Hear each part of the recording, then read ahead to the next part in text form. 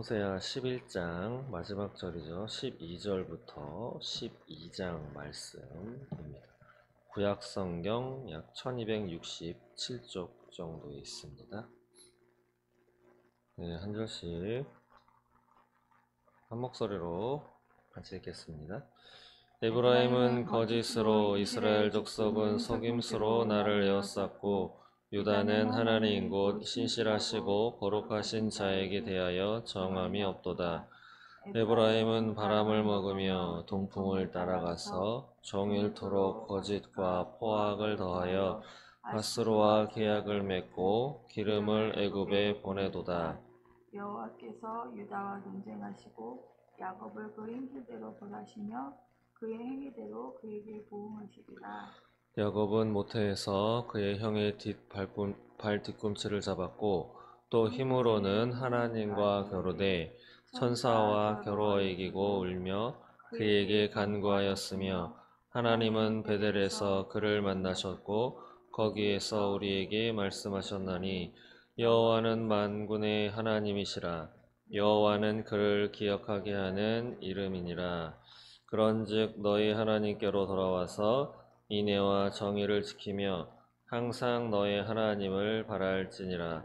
그는 상인이라 손에 거짓 저울을 가지고 속이기를 좋아하는도다. 에브라임이 말하기를 나는 실로 부자라. 내가 재물을 얻었는데 내가 수고한 모든 것 중에서 그이를 내게서 찾아낼 자 없으리라 하거니와 내가 애굽 땅에 있을 때부터 나는 내 하나님 여호와니라. 내가 너로 다시 장막에 거주하게 하기를 명절날에 하던 것 같게 하리라. 내가 여러 선지자에게 말하였고 이상을 많이 보였으며 선지자들을 통하여 비유를 베풀었노라. 길라앗은 불의한 것이냐? 과연 그러하다. 그들은 거짓되도다. 무리가 숫송아지로 제사를 드리며 그 제단은 밭이랑에 쌓인 돌무더기 같도다. 야곱이 아람의 들로 도망하였으며 이스라엘이 아내를 얻기 위하여 사람을 섬기며 아내를 얻기 위하여 양을 쳤고 여호와께서는 한 선지자로 이스라엘을 애굽에서 인도하여 내셨고 이스라엘이 한 선지자로 보호받았거늘 에브라임이 경노하게 함이 극심하였으니 그의 주께서 그의 피로 그의 위에 머물러 있게 하시며 그의 수치를 그에게 돌리시니라. 아멘. 네, 오늘 말씀 호세아서입니다. 네, 뭐 장은 두 장 이어서 읽었지만 앞장은 한 절밖에 없으니까요. 네, 오늘 말씀 두 부분으로 요약 설명을 드리자면 전반부 앞부분은 회개함을 촉구하는 말씀이고 뒷부분은 하나님께서 심판을 경고하시는 말씀입니다. 심판을 경고하시는 거 14절에 보시면 에브라임 바로 북이스라엘을 대표하는 지파죠. 에브라임이 경노하게 함이 극심하였으니 그의 주께서 그의 피로 그의 위에 머물러 있게 하시며 그의 수치를 그에게 돌리시니라 라고 심판의 경고의 말씀을 주시는 것인데 역사적으로 실제로 주전 722년에 아수르 제국의 멸망에서 포로로 많이 끌려갔죠. 그렇게 되어져 갔던 것이 이스라엘 백성들의 안타깝지만 삶의 여정이었습니다.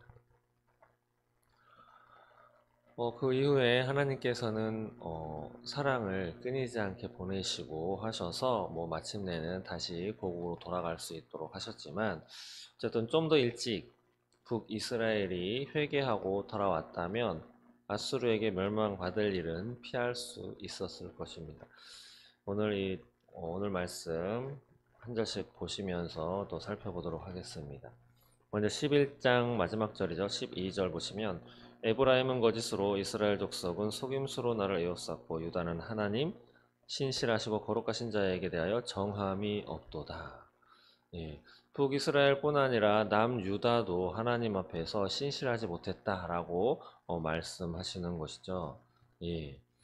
두 나라, 한 민족이 두 나라로 갈리었는데 남유다, 북이스라엘 한쪽만이라도 그래도 제대로 진짜 하나님 앞에 신실한 백성으로 남아 있었다면, 어쨌든 형제 민족이기 때문에 그 형제 북이스라엘 땅도 남유다의 그 신실함 때문에 좀 더 하나님 앞에 거룩함으로 돌아올 수 있지 않았을까라는 그런 마음을 갖기도 하지만, 어쨌든 역사적으로 북이스라엘, 남유다가 조금 더 신실함을 지켰죠. 그래서 북쪽보다는 좀 더 평화로운 또 평안한 삶을, 그리고 그나마 제대로 된 왕을 좀 많이 만났던 그 나라가 남유다인데, 그래도 끝까지 지키지 못했기 때문에 둘 다 망하는 역사를 당하게 됩니다.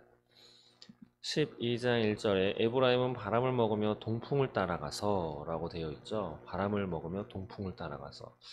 여기서 바람은 헛된 것을, 또 공허한 것을, 공허하다라는 것을 의미합니다.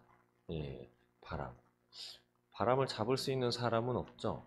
예, 과학적으로는 기온의 차 때문에 바람이 분다 라고도 하고, 그리고 이제 지구가 돌죠. 예, 지구가 돈다는 것을 느끼시는 분은 없을 거예요. 예, 지구가 도는 걸. 근데 지구가 돌기 때문에 그 지구를 뒤덮고 있는 그 대기권이 움직여서 또 바람을 일으키는 뭐 그런 것인데, 그 바람, 공기의 흐름이라고 볼 수 있는 거죠. 근데 바람이라고 하는 것 자체는 간직할 수도 없고, 모을 수도 없고, 손에 쥘 수도 없고, 그래서 헛된 것, 공허한 것, 지나가고 마는 것을 의미합니다. 여기서 동풍은 또 무엇이냐? 2월부터 6월까지 부는 바람, 약 50일간 이런 바람이 분다고 합니다. 이스라엘 땅에는 50일이라고 하는 숫자를 의미해서 캄신이라고도 불리는데, 이 바람은 좋은 바람은 아닙니다. 예, 식물을 말라서 죽게 만드는 이 바람이 동풍인데, 이런 동풍을 따라갔다. 예, 라고 하는 이 의미는 무엇이냐면, 생명을 따라가는 것이 아니고 죽음을 따라갔다. 하나님을 따라가는 것이 아닌 하나님 외에 다른 것을 의지했다. 바로 뒷 구절에 나오죠. 동풍을 따라가서 종일토록 거짓과 포악을 더하여 아수르와 계약을 맺고 기름을 애굽에 보내도다. 이 당시에 북이스라엘이 의지했던 두 나라가 여기 나와 있습니다. 한 나라는 아수르, 그리고 애굽. 이 두 나라 가운데 한 나라를 선택한 것도 아니고 양쪽 다 의지했지만 둘 다 믿지 못했었던 거죠. 그래서 아수르와 계약을 맺어서 애굽이 치고 들어오면 아수르에게 도움을 요청하기 위해서, 또 아수르가 자신들을 괴롭히면 애굽에 또 도움을 요청해서 우리를 좀 도와달라라고 하는 이중의 그런 안전장치를 정치적으로 마련을 했는데, 결과적으로는 그 안전장치가 되지 못했습니다. 이것을 누가 보고 계셨느냐? 하나님이 보고 계셨다라고 하는 것이죠. 여호와께서 유다와 논쟁하시고 야곱을 그 행실대로 벌하시며 그의 행위대로 그에게 부응하시리라. 유다는 조금 더 나았기 때문에 더 이상 나를 떠나지 말아라, 더 이상 내 앞에 죄를 짓지 말아라 라고 논쟁을 하셨다라고 하는 거고, 야곱은 더 이상 봐줄 수 없기 때문에 너의 행실대로, 너가 살아온 그 행위대로 내가 보응하리라 라고 말씀하시는 것입니다. 신약을 살아가는, 또 성령의 시대다, 마지막 시대다 라고 말하는 지금 이 시대를 살아가는 우리들은 믿음이면 다 된다 라고 이러한 생각을 갖고 있습니다. 그러나 안타깝지만 보통 일반 상식적으로 대한민국 사람들이 생각하는 그 믿음은 다 된다 라고 하는 것이 성경을 보시면 맞지 않습니다. 예, 좀 이상하죠? 왜 저런? 다시 말씀드리면, 제가 설교 시간에 한번 말씀드린 적이 있는데, 이스라엘 백성들, 특히 유다 민족들은 믿는다라고 하는 그 의미에는 그 믿음대로 따라서 행한다라고 하는 것까지 다 포함됩니다. 근데 우리나라에 어디서부터 잘못되어 있는 건지는 모르지만, 믿는다라고 하는 것을 보통은 이렇게 많이 받아들이죠. 내가 주님을 믿습니다. 주님을 믿음으로 고백합니다. 주님을 내 구주로 영접하여 믿습니다. 내 믿음을 지켜주옵소서, 뭐 끝까지 믿겠습니다 라고 이렇게 하는데, 거기에 행하는 믿음은 내가 공중에서 여러 사람 앞에 믿음을 선포하는 거, 또 내가 하나님을 배신하지 않겠고 하나님을 의지합니다, 내 마음을 받아주세요, 보통 여기까지를 그 믿음으로 많이 생각을 하십니다.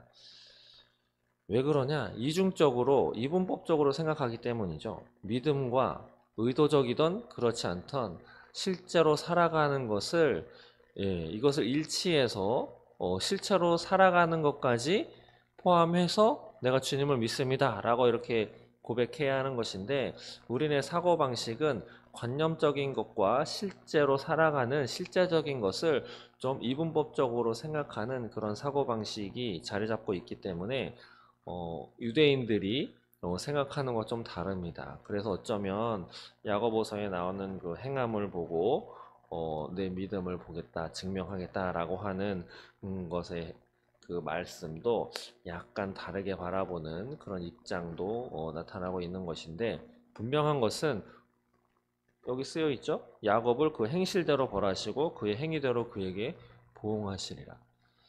그러면 구약에서는 하나님이 행실대로 보응하시고 심판하시지만, 신약에서는 저 예수를 믿습니다 라고만 하면 행실대로 보응하시고 행실대로 심판하시지 않느냐? 그렇지 않습니다. 신약 성경을 읽어보시고 요한계시록을 읽어보시면 행한 대로 갚으리라, 예수님께서도 그렇게 말씀하셨죠. 그렇기 때문에 믿는다 라고 하는 것, 물론 우리의 행함 때문에 구원을 받지 못합니다. 예, 행함의 결과로 구원을 받을 수 없습니다. 믿음의 결과로 구원을 받는 것이죠. 그러나 믿는 사람은 그 믿음을 무엇으로 증명하면서 살아가야 하느냐? 올바로 행하는 그 행실대로 상도 받고 벌도 받고 그것으로 믿음을 우리는 증명해야 할 것입니다. 그래서 하나님 앞에 우리는 올바로 삶을 살아가야 하는 것이죠. 그래서 3절 이하에 보시면 야곱에 대해서 이야기를 합니다. 야곱은 모태에서 발 뒤꿈치를 잡았고 하나님과 또 겨루었는데, 4절에 보니까 천사와 겨루어 이기고 울며 그에게 간구하였고 하나님은 베델에서 그를 만나셨고 거기에서 우리에게 말씀하셨다. 예. 왜 야곱을 들어서 하나님은 북이스라엘에게 이야기를 하시는가? 좀 생각해 보면, 야곱은 태어나면서부터 하나님의 그 장자권의 욕심이 있었습니다. 그런데 그 욕심이 욕심으로만 끝나지 않고 실제로 행실로 옮겨져서 장자권은 취득했는지 몰라도 야곱의 삶은 진짜 고단한 삶이 되었죠. 사랑하는 어머니의 얼굴도 제대로 보지 못했습니다. 그리고 같이 태어난 쌍둥이 형으로부터 죽음의 위협을 받아서 고향으로 돌아가지도 못했었던 사람이 바로 야곱이죠. 그랬는데 그 야곱이 천사와 씨름하면서 마침내는 그 환도뼈가 부러지죠. 그러면서 또 하나님 앞에 회개하고 간구하는 그러한 삶으로 변화하게 되는데, 자신이 행했었던, 자신의 노력으로 살고자 애를 썼던 하나님을 향한 거룩한 욕심은 좋은 것이지만, 그것을 행하는 것은 자신의 그 생각과 인간적인 계획대로 행했으면 안 됐던 것입니다. 이것을 통해서 우리가 또 생각해 봐야 할 것은, 하나님으로부터 받은 것들이 있을 것입니다. 내가 너에게 이렇게 해줄 거야. 너의 앞날은 내가 이렇게 열어줄 거야. 너에게 나의 꿈을 심어줄게. 우리가 소위 비전이라고 하는 거, 하나님 앞에 받은 그 비전, 하나님 앞에 받은 꿈. 예. 그런데 거기서 멈추면 안 됩니다. 하나님 앞에서 받은 그 꿈과 비전을 그래, 나는 이것을 받았어, 이것을 이루려고 열심히 하는 것까진 좋으나, 그 열심을 하는 그 방법, 그것조차도 하나님께 일일이 물어가시면서, 그럼 내가 그 꿈을 받았는데 이것을 실행하기 위해서, 달성하기 위해서, 도달하기 위해서 어떻게 지금부터 행해야 합니까? 또 하나님께 물어보아야 합니다. 그렇지 않으면 하나님이 주시는 그 장자권을 욕심내어서 어머니와 짝짝꿍, 쿵짝이 맞아가지고 거짓으로 이삭으로부터 축복의 기도를 받는데, 축복권의 기도를 받는데 팔에도 거짓으로 털을 붙이고 음식을 엄마가 해다 주고 네가 애서냐라고 얘기를 했을 때 그렇다라고 거짓말까지 덧붙여 가면서 축복의 장자권을 얻었습니다. 야곱은. 그랬는데 그의 삶은 너무 고단한 인생이 되었죠. 왜냐하면 그 얻은 그 과정 자체가 옳지 않기 때문입니다. 자신의 계획. 물론 엄마가 시킨 것도 있지만 예, 엄마 말만 들어서 행할 어린아이는 아니었죠. 야곱이. 하나님으로부터 기도하면서 하나님이 인도하시는 그 방법대로 나아갔어야 어쩌면 그랬으면 야곱의 인생은 조금 더 평안하고 평탄한 길을 살았을지 모르겠습니다. 이런 야곱을 예를 들어서 하나님이 말씀하셨다라고 하는 것은 야곱은 그런 인생을 살았지만 결국에는 다시 회개하고 돌아왔을 때 나와 함께 평안한 인생을 살게 되었다. 나의 사람이 되었다. 그래서 야곱이 이스라엘을 바꾼 거잖아요. 그런 것처럼 너희도 야곱처럼 돌아와라 라고 하기 위해서 그들의 조상인 야곱을 예를 들어서 말씀을 하신 것이죠.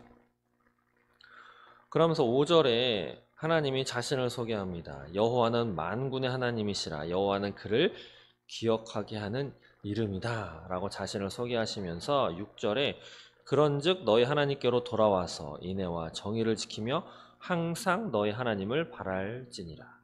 여기 6절에 하나님이 하시고자 하는 말씀이 있습니다. 그런즉 너희 하나님께로 돌아와서 라고 하죠. 이렇게 말씀하시는 이유는 너가 너희 하나님과 함께 있지 않다라고 하시는 것입니다. 돌아와서 같이 있다면 돌아오라고 할 이유가 없는 거죠. 하나님께로 돌아와서 너희가 할 것이 있는데 두 가지. 무엇이냐면 인애와 정의를 지켜라. 인애는 사랑으로도 해석될 수 있는 거죠. 사랑하고 정의롭게 행해라. 그리고 또 두 번째로는 항상 너희 하나님을 바랄지니라.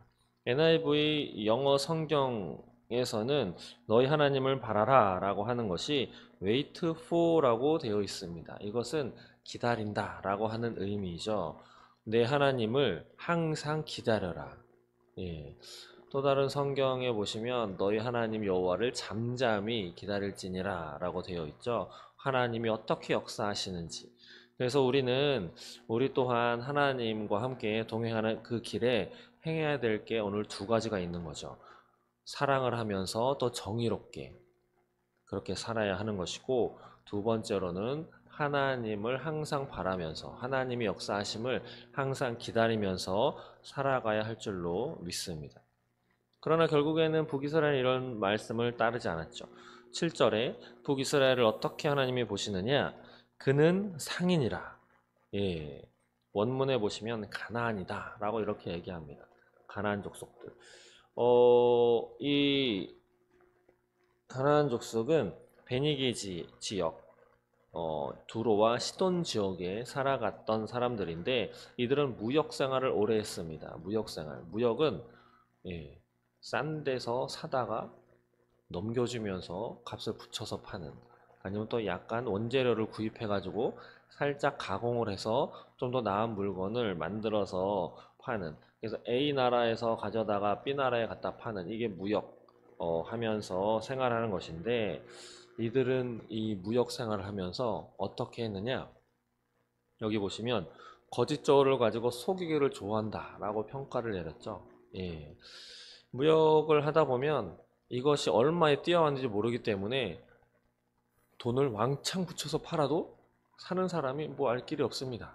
예, 지금은 그게 다 자료가 공개되기 때문에 속이지도 못하지만 옛날에는 그걸 속여도 알아낼 수 있는 방법이 없었죠. 그리고 알아낸다 하더라도 시간이 한참 지나기 때문에 그걸 가지고 뭐라고 할 수가 없는 때가 이때였습니다. 그런데 이스라엘 백성들, 북이스라엘 백성들이 이러한 습성이 있어서 거짓 저울을 가지고 속이기를 좋아하기까지 했다. 너희가 그런다 라고 하는 거죠. 그래서 돈을 많이 모았는데 8절에 자신들이 이렇게 말하죠. 에브라임이 말하기를 나는 실로 부자라. 내가 재물을 얻었는데 내가 수고한 모든 것 중에서 죄라 할 만한 불의를 내게서 찾아낼 자가 없으리라. 실제로 여로보암 2세 때에 북이스라엘은 엄청난 부를 쌓았습니다. 그래서 북이 영화 권세를 엄청나게 누렸는데 이들은 나는 부자다 그러면서 내가 수고해서 내가 일해서 이 모아놓은 이것인데 죄라고 누가 잘못했다고 찾을 수 없다. 실로 교만하기 짝이 없는 거죠. 신명기서 8장 17절 18절에 보시면 하나님이 이미 이스라엘 백성들 유대인들에게 경고의 말씀을 당부의 말씀을 주신 것이 있습니다. 그것이 무엇이냐면 17절부터 그러나 네가 마음에 이르기를 내 능력과 내 손의 힘으로 내가 이 재물을 얻었다 말할 것이라. 내 하나님 여호와를 기억해라. 그가 네게 재물 얻을 능력을 주셨음이라. 이같이 하심은 내 조상들에게 맹세하신 언약을 오늘과 같이 이루려 하심이니라. 라고 하나님은 이미 이스라엘 백성들에게 이야기를 하셨죠. 내가 재물을 얻어서 떵떵거리면서 살 그때에 너는 네 마음에 이르기를 내가 이것을 이루었다. 내가 내 손의 힘으로 이 재물을 취득했다라고 너가 그렇게 할 거다. 예. 그런데 이 재물을 누가 주었느냐? 바로 내가 주었다라고 하는 것을 기억해라. 그래서 18절 첫 구절이 네 하나님 여호와를 기억해라. 그가 여호와가 네게 재물을 능력을 주셨다라고 하나님이 이미 미리 하신 말씀이 신명기 말씀입니다. 북이스라엘은 이것을 잊었죠. 자신들이 잘나고 자신들이 뛰어나서 자신들의 부를 축적해서 이만큼 잘 살게 되었다라고 자만하고 교만했던 사람. 그 민족이 이스라엘 백성들입니다. 여기서도 우리가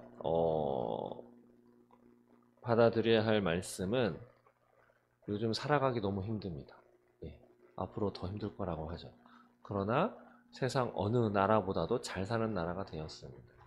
그런데 이것을 우리나라가 무역을 잘해서 기술이 뛰어나서 세계 민족 중에 똑똑한 민족 중에 하나지만 우리가 잘나서 취득했다라고 한다면 오늘 하나님께서 북이스라엘 백성에게 여호와를 기억해라. 내가 재물 얻을 능력을 너한테 준 자가 바로 나다 라고 하는 것을 잊은 백성이 되어 북이스라엘이 하나님께 질책받은 것처럼 우리나라도 또 개인적으로는 우리 자신의 가정 또한 하나님 앞에 질책받지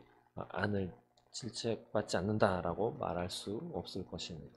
그래서 무언가 가정에 풍족하고 잘 되고 무언가 이루어지는 것이 있다라고 하는 것이 있으시다면 물론 노력을 열심히 한 결과이기도 하지만 그 이면에 그리고 노력할 수 있게끔 노력을 해서 달성할 수 있도록 주변 상황과 여러 가지를 하나님이 다 이렇게 조성해 주셨기 때문에 그것도 가능한 것입니다.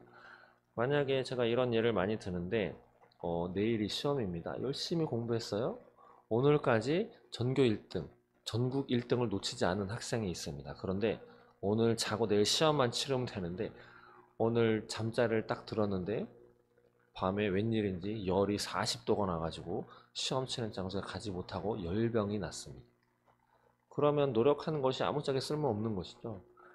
그것조차 하나님이 도와주지 않으면 해결받을 수 없는 것입니다. 그래서 인간의 노력은 물론 그것이 큰 힘이 되고 물론 그렇게 살아야 하지만 그것을 발휘할 수 있도록 모든 것을 만질 수 있는 분도 하나님 앞에 있다라고 하는 것을 꼭 기억하시기 바랍니다. 그래서 하나님이 이들에게 어떻게 하시느냐 9절에도 보시면 내가 애굽 땅에 있을 때부터 나는 네 하나님 여호와다. 내가 옛날부터 너의 하나님이다 라고 말씀하시면서 내가 너로 다시 장막에 거주하게 하기를 명절날 같게 하리라. 이 말씀은 무엇이냐면 이스라엘 백성들이 가나안 땅으로 들어가기 전에 약 40년 장막 생활을 했죠. 말하자면 텐트 생활을 했습니다. 사막에서. 그래서 하나님이 이동하면 장막을 텐트를 걷어서 짐을 지고 이동을 해야 했고 하나님이 멈추시면 거기에 텐트를 쳐서 거기서 거주하는 생활. 그래서 이들은 광야 40년의 장막 생활 동안 하나님께서 돌보셨다, 보호해 주셨다라고 하는 것을 기념해서 초막을 짓고 약 7일 동안 거기서 거주하면서 하나님을 기억하는 장막절을 지키고 있는데 내가 다시 너희에게 이러한 시절을 주겠다라고 하는 거죠. 네, 실제로 이루어졌죠. 아수르에 끌려갔으니까. 그러면서 10절에 내가 여러 선지자들을 통해서 내가 이미 이상을 보여줬고 비유로 많이 알려줬다. 그런데 너희가 내 말을 듣지 않았다라고 하는 거죠. 11절에 나오는 길앗과 길갈은 요단 동편과 서편에 자리 잡고 있는 지역인데 바로 우상 숭배의 중심이 됐던 지역입니다. 여기서 무엇을 했느냐? 무리가 숫송아지로 제사를 드리면서 그 제단은 밭이랑에 쌓인 돌무더기 같도다. 너희가 거기서 제사를 많이 지냈는데 밭이랑에 쌓인 돌무더기 같도다. 아무짝에 쓸모없는 것이다. 라고 하는 것이죠. 그렇게 많이 제단에 송아지 한 마리 요즘에 얼마나 합니까? 몇백만 원 하는데 그 송아지를 많이 잡아서 제사를 그렇게 많이 드렸는데 그게 아무짝에 쓸모없는 헛된 것이 되었다라고 하는 거죠. 12절에 야곱의 예가 또 나옵니다. 야곱이 아람의 들로 도망하였으며 바로 형 에서의 낯을 피해서 삼촌 라반의 집으로 도망했죠. 근데 거기에서 이스라엘이라고 이름이 바뀐 야곱, 이스라엘이 아내를 얻기 위해서 사람을 섬기며 라반을 섬겼죠.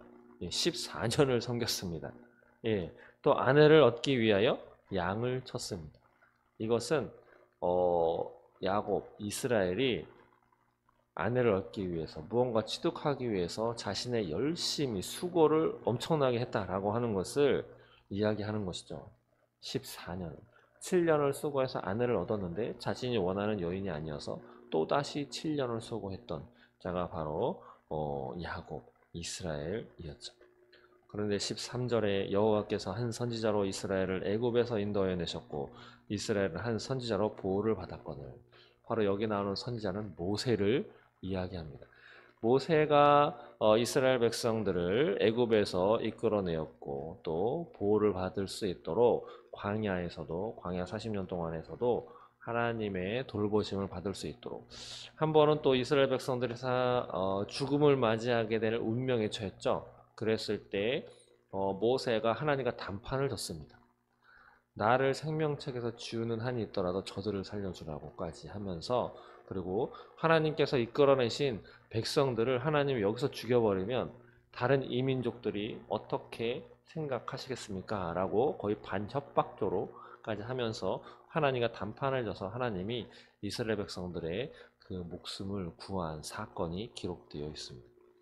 그러나 이렇게까지 호세아를 통해서 말씀하시고 경고의 말씀까지 주시고 너에게 죄가 이러이러이러하다 하나 일일이 열고 하시면서 그냥 죽여버리면 편했었던지 모르는 하나님 그것이 하나님의 입장이셨을 텐데 하나님은 차마 그렇게 하지 않으시고 불쌍히 여기셔서 이스라엘 백성들 북이스라엘 백성들이 나에게 다시 돌아와서 나와 함께 잘 살아갈 수 있도록 하게 이렇게까지 말씀하셨는데 결국은 듣지 않아서 아수르에게 망하여서 포로에까지 끌려가고 엄청난 고통을 받게 되는 그 민족이 바로 북이스라엘이었습니다. 오늘 말씀을 마치겠습니다. 오늘 12장의 말씀을 통해서 하나님이 왜 이렇게 매번 구구절절히 이야기를 하시는가? 나에게 돌아와라 라고 하는 거죠. 다시 보시면 6절에 그런즉 너희 하나님께로 돌아와서 돌아와서 행해야 될 게 있죠. 인애와 정의를 지키며 항상 너희 하나님을 바랄지니라. 다른 것은 다 잊어버려도 좋지만 오늘 이 6절 말씀 한번 외워보시기 바랍니다. 저도 이 6절 말씀 외우도록 하겠습니다. 하나님께로 돌아와서 물론 하나님으로부터 완전히 인연을 끊은 사람은 별로 없을 겁니다. 왜냐하면 지옥은 가기 싫거든요.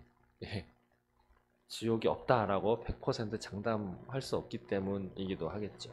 그러나 여기서 원하시는 진짜 하나님의 백성으로 올곧게 거룩하게 살아가느냐?